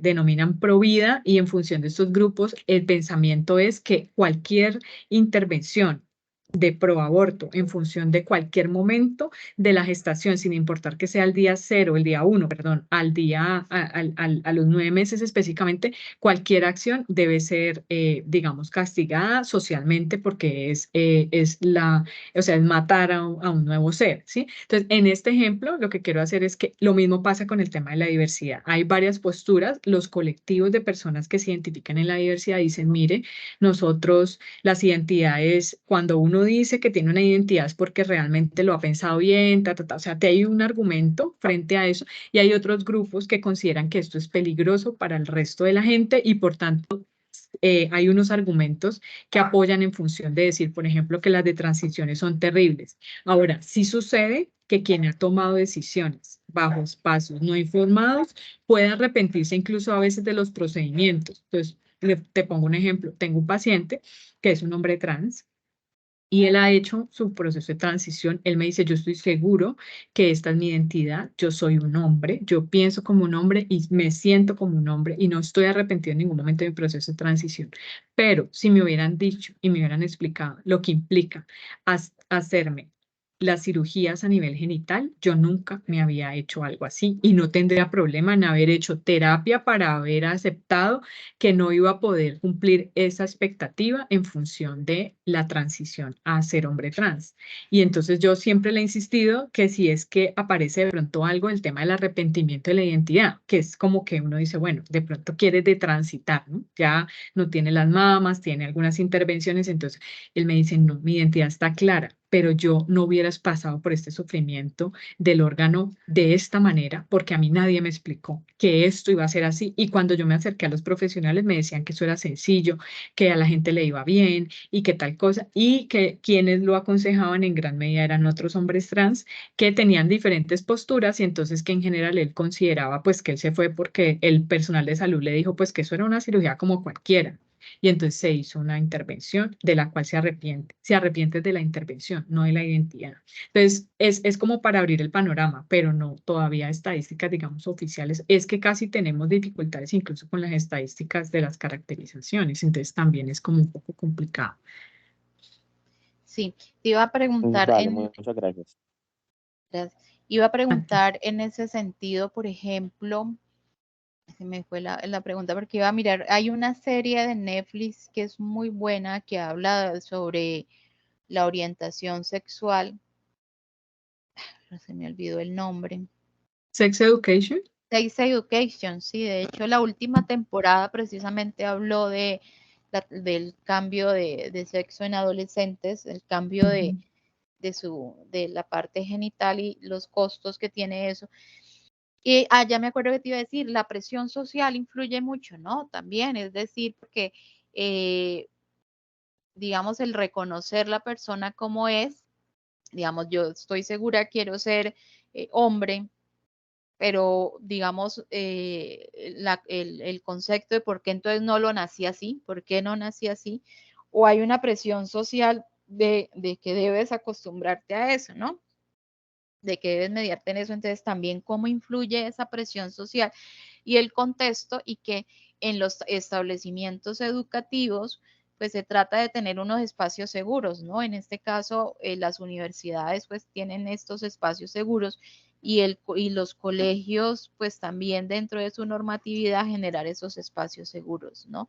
Para poderlo hacer y como decían ahora en las preguntas, cómo entre los mismos profesores, y tú contestabas muy bien, pues los procesos de inducción, ¿no? Para decir a qué establecimiento educativo está llegando. No son abiertos muchos los colegios que permiten los comportamientos de identidad, ¿cierto? Desde la misma uniformidad que se da, desde que todos tenemos que tener uniforme, entonces me imagino una persona que tiene su género, su órgano reproductivo ¿cómo es? Masculino, ¿cierto? Y pues quiere ponerse una falda o tal cosa, pues no lo permiten en los colegios, ¿no? O sea, es algo que todavía se sigue viendo. Bueno, no sé, Napoleón tiene otra pregunta y Viviana. No sé, Napoleón primero. Viviana ya, Viviana. Y Napoleón, no sé si. Buenas, nuevamente. Sí. Sí, mi pregunta tiene mucho que ver con lo que acaba de mencionar la profe, y es acerca según todo el trabajo que ustedes llevan, más de 5 años, según entiendo, avanzando en las políticas de inclusión. ¿Cómo han hecho o ustedes han intentado ya permear la formación docente desde la perspectiva curricular? Es decir, los programas de pregrado y de posgrado que apuntan a la docencia ya tienen algo apropiado desde la perspectiva curricular sobre estas temáticas, o si es demasiado temprano que en las escuelas se hable de esto. Y lo digo porque personalmente se han generado preocupaciones sobre el conocimiento y el manejo que tienen los docentes en las instituciones educativas sobre lo que tiene que ver con género y sexualidad, y cómo esto que es en una etapa muy importante de los ciclos vitales, como es la adolescencia en sí, y creo que es el momento crucial, digámoslo, en la etapa del género y de la sexualidad. Es muy temprano para hablar de esto en las escuelas, o ya deberíamos estar incluyendo estas temáticas a nivel curricular. Bueno, Napoleón, tu pregunta muy interesante. Lo primero es que en la Universidad del Valle, a pesar de, y esto es para darse cuenta, o sea, para, digamos, seguramente ustedes ya lo tienen en perspectiva, pero digamos, para acentuar esa idea de que a pesar de que llevemos 5 años, digamos, cuando el equipo de todo el grupo que estamos ahora, llevamos solo 2 años, porque los primeros 3 años fueron el proceso adaptativo, inclusive esperando que la institucionalidad permitiera por lo menos un mínimo espacio de presencia en la universidad, porque las instituciones en general tienden a ser muy hegemónicas, ¿no? Y muy heteronormadas, es decir, lo masculino en función de lo masculino dominante es quien puede aprobar ese tipo de cosas. Entonces, eso también ha sucedido dentro de la universidad. Entonces, no, digamos, los 5 años no cuentan como el proceso integral general porque solo llevamos 2 en función del equipo que tenemos en este momento. Son 34.000 estudiantes en la universidad, solo estudiantes universitarios de la Universidad del Valle, 34.000. Entonces te podrás imaginar lo que significa 34.000 estudiantes en función de más o menos un 1 a 2% de personas que manifiestan su identidad diversa o su orientación sexual diversa. Entonces el equipo, digamos, responde a toda la universidad. Entonces, claro, ahí hay un desbalance que uno puede notar. Con respecto al tema de las materias, hay una especialidad que es la medicina familiar, es una especialidad médico-quirúrgica de posgrado en medicina que tiene una materia que se llama sexología. Sexología 1, 2 y 3. Son 3 años de formación en la especialidad médica y en cada año tienen la materia en donde transversalmente durante los 3 años deben tocar el tema de la atención integral a la diversidad sexual, ¿sí? Obviamente se ven otros temas de sexología, seguramente muy afines a lo que ustedes están viendo en esta maestría, y digamos que institucionalizada está esa materia. Para otras carreras existen electivas. Y hay una cosa que tiene la universidad que es muy importante que se llama una política de género. En la política de género, que fue escrita y fue apalancada por un grupo de investigación en donde hay presencia de mujeres feministas, profesoras, y son personas, digamos, que llevan trabajando más de 30 años en la universidad en función del tema de la equidad de género. Ellas hicieron la política y nosotros como programa estamos incluidos en esa política. Entonces, la política institucional fue publicada hace más o menos un año, digamos, aprobada, porque venía trabajándose hace mucho, pero solo se pudo aprobar hace un año. Entonces, todo lo que tiene que ver con esto es muy reciente. Entonces, el impacto que tiene, digamos que no es lo que uno esperaría porque, pues, está muy reciente todavía. El tema de las materias, por ejemplo, para el caso de los profesores, hay un diplomado que hace el Centro de Estudios de Género sobre la política de género, que es en la preparación de los docentes para el tema de las violencias basadas en género, y dentro de ese diplomado aparecemos nosotros a unas sesiones donde vinculamos también el tema de las violencias a las personas con diversidad, ¿cierto? Porque no solamente sería del género femenino las violencias, sino de cualquier persona que tenga una identidad y una orientación diversa está también susceptible de ser persona violentada, ¿sí? Eso en función de la universidad. Ahora, tu pregunta sobre el tema de la parte de educación. Colombia, por ejemplo, es un buen ejemplo para mirar lo que sucede cuando no se hace un tema de sensibilización y de reflexión profunda en los espacios educativos, tanto de colegio como de primaria como de secundaria. Nosotros tenemos un caso emblemático en este país de un joven que fue víctima de bullying. Y ese bullying era perpetuado por su orientación sexual, porque era un joven homosexual que en algún momento tuvo una relación, digamos, una relación afectiva, erótico-afectiva con un compañero que también tenía su misma orientación, y para los profesores y para los directivos de esa institución educativa eso era inadmisible.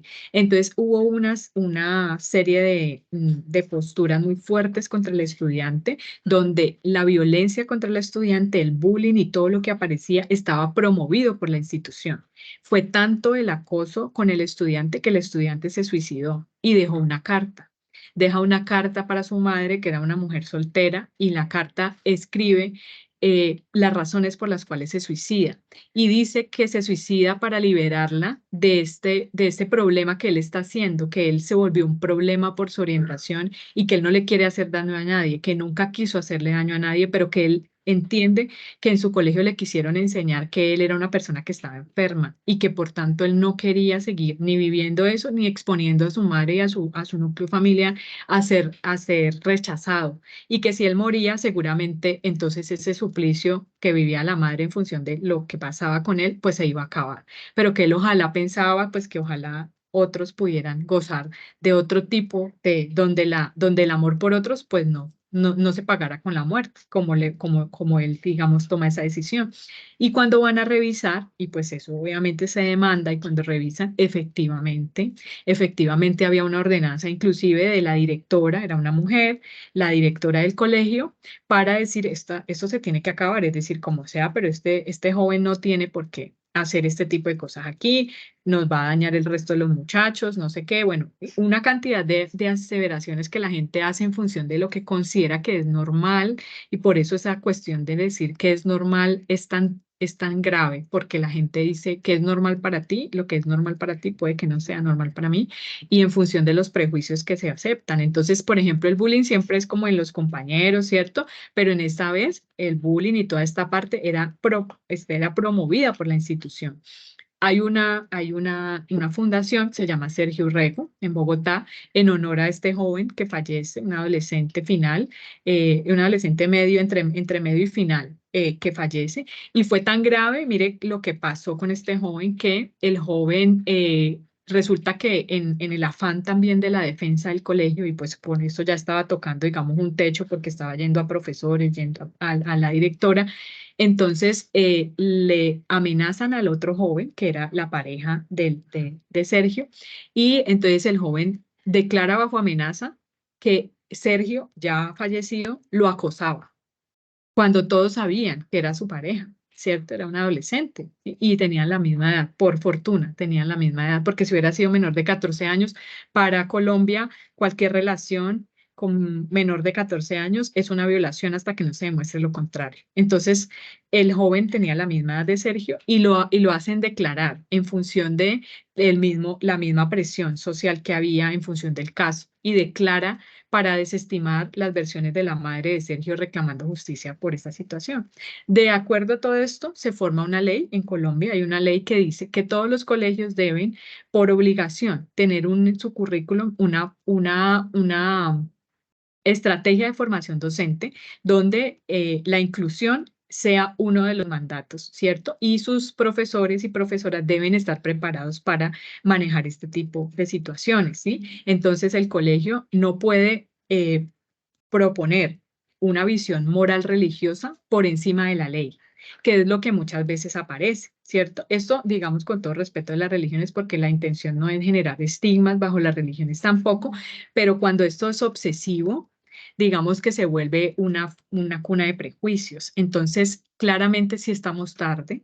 porque ya tenemos personas fallecidas por este tema, entonces sí estamos tarde por trabajar porque miren, por ejemplo, Colombia, yo les pues nombro porque es el país, es mi país, el que conozco y como les decía, atravesado por muchas violencias, nosotros tenemos una dificultad aquí para manejar el tema de violencias y hacer que los espacios educativos sean lugares donde también se gesten otras violencias por considerar personas que son diferentes, pues estamos haciendo muy mal la tarea, ¿cierto? Resulta que intentamos hacer unas cartillas, digamos, se intentó hacer unas cartillas para educación sexual en un gobierno anterior, y cuando salieron las cartillas, varios de los colegios salieron y los padres de familia dijeron, no podemos permitirlo porque lo que va a pasar con mis hijos es que van a querer ser homosexuales, transexuales, volverse trabajadoras sexuales, una cantidad de cosas porque están viendo cosas de sexualidad en cartillas. Entonces se desestimó esa estrategia y no se pudo realizar. Este es el momento en que en Colombia la educación sexual salió del currículum y entonces no tenemos, digamos, una cátedra de educación sexual o de autocuidado, de bienestar para la salud, alguna cátedra establecida que sea para todos los colegios en función de educarnos en educación sexual, porque la educación en sexualidad va mucho más allá del sexo, pero la gente le cuesta de pronto entenderlo un poco, ¿cierto? Entonces la gente piensa que si vamos a hablar de sexualidad, vamos a hablar de coito, de penetración, de sexo.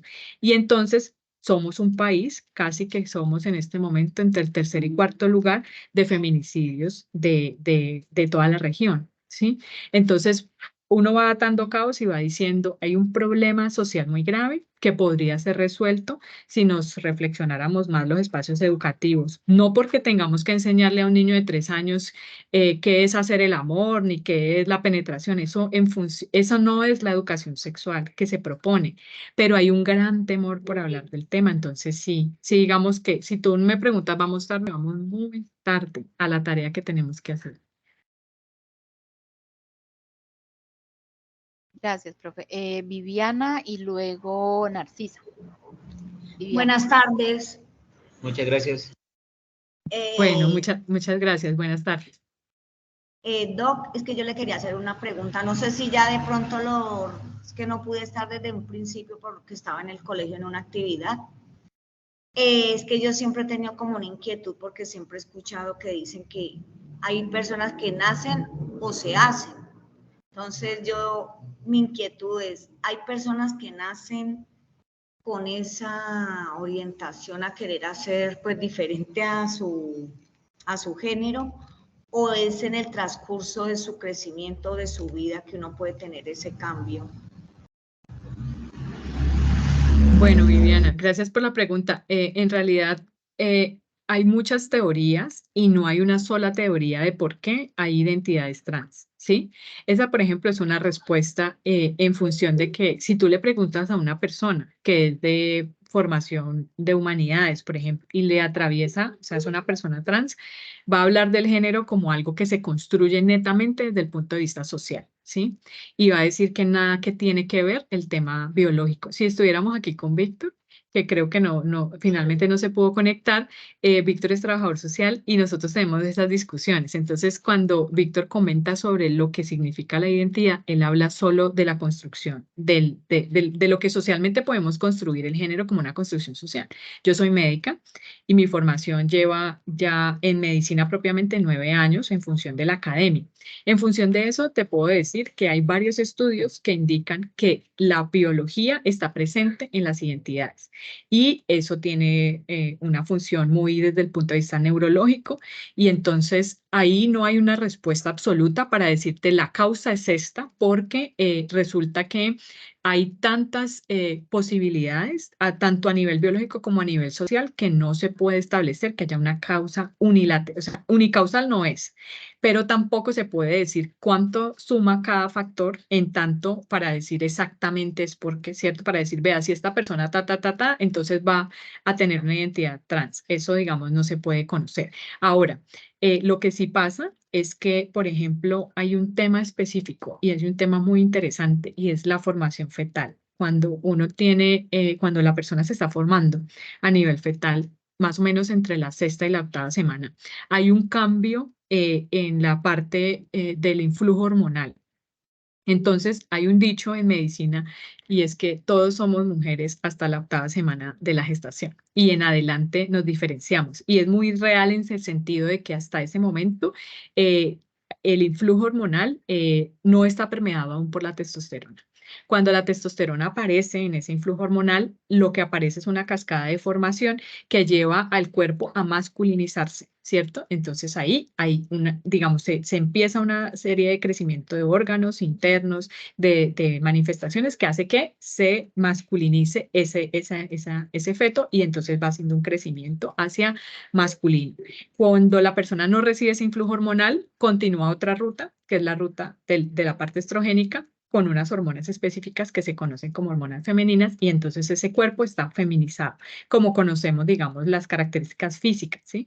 Eso se ha entendido porque cuando una persona es una persona intersexual o esto que llamaban hermafrodita o tiene una diferencia del desarrollo sexual, esa ruta puede haberse visto afectada, pero también no solo la ruta, sino, por ejemplo, el número de el tipo de cromosomas que tiene, ¿cierto? Entonces, cromosómicamente también puede haber un influjo. Entonces, si yo te dijera, no hay una razón específica y lo que sí se puede decir, porque digamos, es lo que se vive, es que una persona puede manifestar el deseo de identidad o la pregunta sobre la identidad en cualquier momento de su vida. Entonces, ya decíamos previamente que, por ejemplo, una persona puede a los 5 años, 6 años, esto no quiere decir que es que si la persona juega con muñecas y es un niño, entonces es él una persona trans. Eso no es así tan sencillo, que hay gente que dice, ay, vea, que es que ya se está volviendo, o sea, eso es una exploración de un juguete, básicamente. Los juguetes no tendrían por qué entrar ahí a clasificar, a tomar tanta importancia, pero sí la persona, no solo el juego, es decir, otras cosas, el comportamiento, los gustos, cómo se vivencia el propio cuerpo, la forma como se expresa, cómo habla, cómo se relaciona con los otros. Entonces, puede ser muy tempranamente, pero hay personas que dicen, hay muchas de las personas que se atienden que le dicen a uno en el consultorio, bueno, mi identidad, ahora puedo decirlo, pero yo si te soy sincero, puede ser que yo desde que tengo uso de razón, siento que este cuerpo no es mío, yo no pertenezco y esto no es lo que yo deseo ser. Y hasta este momento, cuando tengo 25, 30, 18, 19, la edad que sea, puedo manifestarlo. ¿Por qué? Entonces ahí aparecen otras cosas. Yo no lo podía decir porque mis papás me echaban de la casa, no lo podía decir porque mis amigos me iban a dejar de hablar, porque la pareja que tenía en ese momento no lo aceptaría. Bueno, una serie de factores más externos, ¿sí? Pero hay personas que dicen, mira, yo me hacía la pregunta, no era para mí tan problemático, pero llega un momento en que esa pregunta no me deja y lo que estoy haciendo es explorar esto porque yo no puedo seguir diciendo que tengo una identidad específica si no me hago la pregunta y si no empiezo a explorar qué es lo que me pasa, porque no me siento cómoda. Pero, por ejemplo, allí no está tan clara lo de la identidad, se está haciendo una exploración. Entonces, lo que se hace es un proceso de acompañamiento en ese tipo de exploración y la persona es quien decide y solo la persona es quien puede decidir en el momento que desea de acuerdo a cómo se siente con su cuerpo, con su forma de pensar, con su comportamiento. Entonces, claro que es una pregunta que es muy interesante, pero que no tiene una respuesta específica, digamos, para decirte esto es, no, difícil. Gracias, Doc. Bueno, Narcisa, para ir terminando ya. Ya, buenas tardes, estimadas doctoras. Bueno, voy a aprovechar este espacio, realmente ha sido súper fructífero para poder entender un poco más qué es lo que pasa en Colombia. Bueno, la realidad no cambia mucho con Ecuador. Yo trabajo en un espacio educativo con niños y adolescentes y por eso estoy siguiendo esta temática de la sexualidad, porque realmente es un tema que no se aborda. Y hay un desconocimiento social, un conducto social donde solo escuchar la terminología existe un rechazo y un bloqueo y una barrera fuerte, donde realmente las víctimas suelen ser las personas que se identifican dentro del grupo LGTBI. Y es por eso de que esto ha sido tan marcado y lo que usted citaba, un caso de una muerte de un adolescente, acá tenemos algunos casos donde realmente la presión social, el bullying y el rechazo, la discriminación han tomado un peso grande en la vida de las personas que se sienten realmente sin un apoyo. Hoy en día puedo comunicarle o contarle que acá en Ecuador, desde el 2023, se creó el Ministerio de la Mujer y Derechos Humanos, que está justamente fomentado para las personas, mujeres víctimas de violencia y que han cobrado vidas de ellas, pero también está la Subsecretaría de la Diversidad, y es algo nuevo que realmente ellos están en un proceso de formación y para ello están preparando justamente ahorita a los profesionales que estamos al frente, ya sea psicólogos del Ministerio de Salud, profesores, docentes, todos los que estamos involucrados en educación, y es para ir teniendo una cultura de educación donde nosotros podamos basarnos en la galleta de género y podamos conocer términos para poder educar a nuestros estudiantes. Entonces, ya se inició acá en Ecuador. Lo que usted manifestaba, sí, ha sido una lucha constante porque hay mucha gente que no está de acuerdo. Incluso profesionales que hemos asistido a las capacitaciones se han levantado y se han ido porque dice yo no estoy de acuerdo con esta educación que están queriendo impartirnos o cambiar nuestra forma de pensar. Entonces, esto es un proceso largo. Sin embargo, puedo compartirles que en Ecuador ya existe la Subsecretaría de Diversidad y justamente protección de los grupos LGTBI. Muchas gracias. Muchas gracias, Narcisa. Mira, hay una cosa que me parece interesante y es que tal vez, pues, tanto para ustedes como para las personas que les rodean un poco, pensarse cuando uno se ha invitado, por ejemplo, a hablar de estos temas, sería importante pensarse, no, la intención no es querer cambiar, por ejemplo, lo que les mostramos acá, la intención no es convencer a nadie de nada. La invitación real a esto es a tener una sociedad respetuosa con los seres humanos y sus características, más allá de querer que la persona se le diga que tienes que aplaudir determinadas cosas. En realidad, a veces el miedo que hay, ¿cierto? Y el desconocimiento y el miedo lleva al rechazo, y hay formas de rechazo que se convierten en violencias. Nuestros países latinoamericanos tienden a ser lugares que, como fueron establecidos en sus independencias, fueron unas formas muy violentas, ¿cierto? Y entonces eso lo vamos como trasegando, o sea, como que no lo hemos dejado. Nosotros podemos decir en Colombia que sufrimos violencias de forma importante, pero por ejemplo no somos un país que sea un país de gente mala, ¿cierto?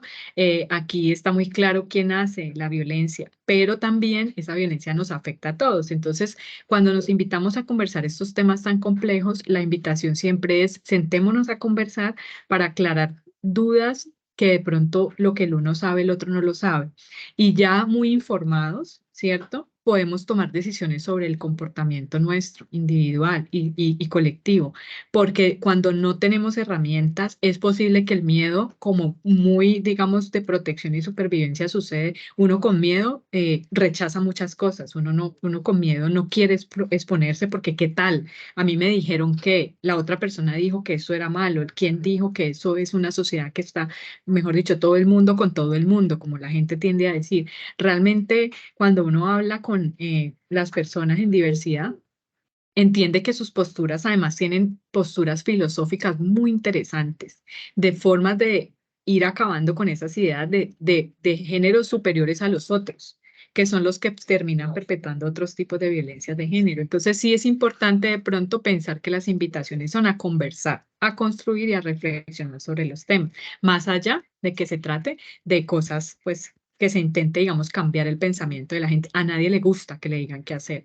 pero sí es importante mirar que podamos, digamos, ir viendo cómo podemos construir esos tipos de espacios de diálogo. Eso sí sería algo, digamos, que puede ayudarnos a construir una mejor sociedad.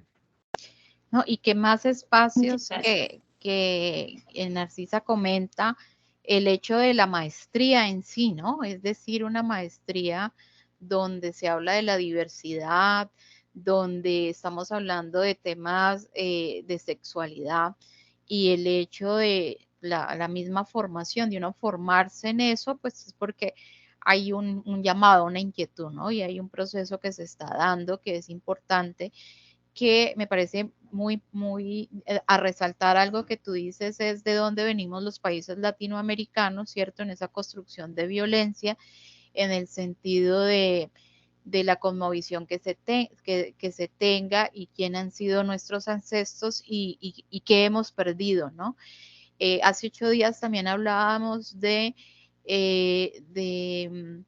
la población indígena, ¿cierto? Que digamos, nuestros ancestros vienen de allá y pues se ha desaparecido pues por los procesos de conquista y dominación que tuvimos pues de otras partes. Cómo se cuentan las historias entre los países, ¿no? Que los países se cuentan de forma diferente la historia, y precisamente hablaba de la cosmovisión que tienen los indígenas sobre las posturas de la sexualidad y de la homosexualidad, que todo depende cómo se mire, ¿no? Y les compartía a unas profes que están trabajando el tema con un indígena que tiene, digamos, su orientación sexual diferente, pero que es rechazado por su comunidad, cuando la cosmovisión de algunas culturas indígenas es diferente, ¿no? Es decir, cuando el cuerpo es depósito, digámoslo así, de un alma dual, llamémoslo así, lo llaman las culturas desde la cosmovisión. Entonces, hay diferentes formas de verlo, desde lo biológico, ¿cierto? Desde lo científico que se habla en la medicina, desde la construcción social, ¿cierto? Desde el constructivismo y desde las cosmovisiones culturales que se tengan. Entonces ha sido muy, muy interesante la visión. Y la invitación siempre es a la formación, ¿no? Es decir, si uno tiene los datos, los hechos, la información, la lectura, el conocimiento teórico para poder decir es que esto se va y se da así, ¿no? Porque a veces lo partimos es desde nuestra opinión, sin tener esa opinión construida a través de una educación, ¿ya? Bueno, doctora Liliana, no sé si de pronto tienen alguna otra pregunta, y si no, pues ya le damos el agradecimiento a la doctora Liliana, al grupo de Campus Diverso. Es una propuesta muy interesante que hace la Universidad del Valle y que tuvimos la oportunidad de conocer. Eso te iba a decir, que si dejas tus contactos igual yo les compartí la página de la universidad, pues para que pudieran formarse pues tuvieran toda la información. Sí, invitarlos a que cualquier duda que tengan, por ejemplo, si hay un espacio, digamos, de preguntas que tengan y podamos resolverlas, nos pueden escribir y nosotros con gusto les agendamos un espacio para hacerlo, ¿cierto? O sea, eso también hace parte de lo que es la construcción de lo que hacemos, intentar que esto no se quede solo en una propuesta, digamos, dentro del punto de vista institucional, sino que ojalá otras universidades, colegios, espacios educativos se pudieran pensar espacios como este. Nosotros somos unos personajes que la idea es que ojalá fuéramos todos replicadores, y nos gusta hablar sobre la diversidad cada uno de nosotros y nosotras pues como para ir desmitificando tanto el tema, ¿cierto? Y pues no, nada, solo agradecerles el espacio y sobre todo la invitación. Fue muy, muy enriquecedor estar aquí con ustedes y sus preguntas. Muchísimas gracias por la invitación. Bueno, doctora Liliana, muchísimas gracias por la oportunidad de escucharte y por aceptar la invitación, y pues por tener el agrado de contar con la presencia, y sobre todo estos canales virtuales que nos ayudan a poder conectarnos desde cualquier lugar, ¿no? Aquí tenemos compañeros pues aquí en Colombia, en la costa, tenemos del Ecuador, que también hay muchos estudiantes, y estamos en una universidad de Panamá, ¿no? Es decir, hay una diversidad también cultural y de formas de pensar importantes. Pues muchísimas gracias, doctora Liliana, y a los compañeros, pues que recuerden que estamos en nuestra entrega del trabajo integrativo, que tenemos el plazo para hacer la entrega en 2 momentos. En la primera, el trabajo escrito, y el segundo momento en la presentación en PowerPoint, o en el medio que ustedes quieran hacerlo, en el otro espacio del aula virtual. Cualquier cosa, pues yo igual estoy revisando algunos trabajos que me han ido enviando para hacerles el acompañamiento.